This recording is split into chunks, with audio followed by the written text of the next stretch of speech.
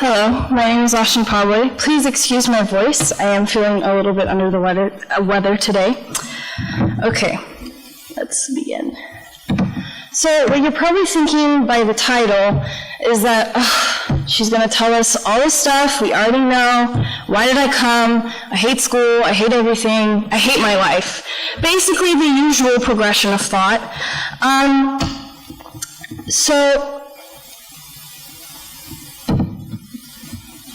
Basically, all you need to know about my story is that I'm an overworked and overstressed adolescent. And,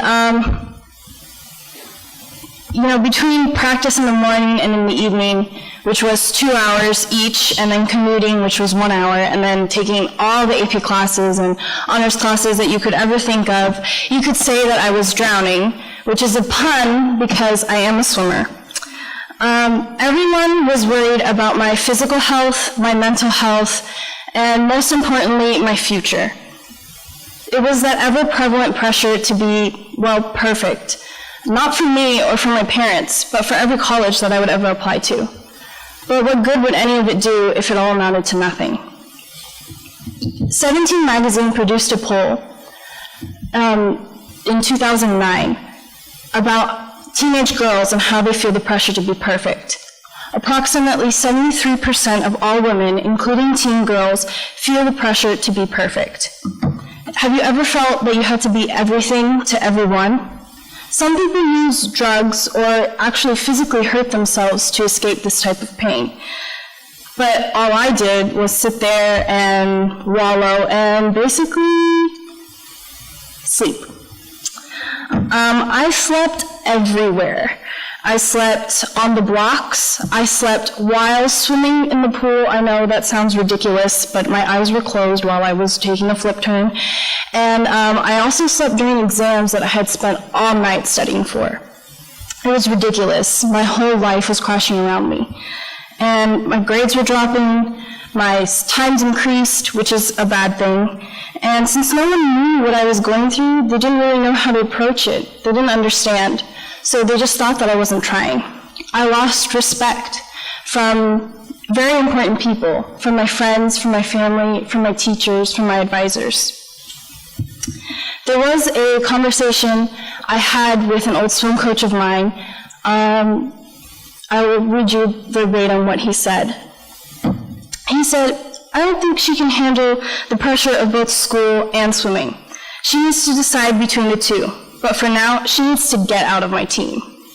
He was right. I had to decide between school and swimming. Was I going to be a total athlete with average grades and average schedule, or was I going to be a total scholar who didn't swim at all and just studied all day? So I decided to make a decision, and I took those evil man words, and I decided that, I wasn't going to decide. I was going to compromise. So I decided to focus on excelling at what I'm good at, focusing on my goals, and enjoying life. Obviously, doing one is easier than both. So the bigger picture here is that it's a nationwide problem. There are millions of student athletes all over the world who suffer from feeling this pressure of being overworked and excelling in sports and at grades, and some people even have a job on top of that, which is ridiculous. Sports Health produced a study,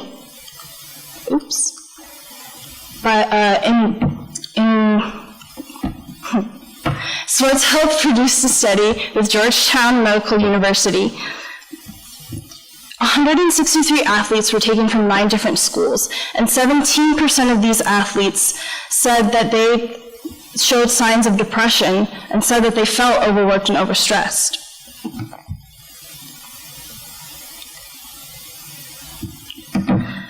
This is a snippet from the article from Sports Health magazine.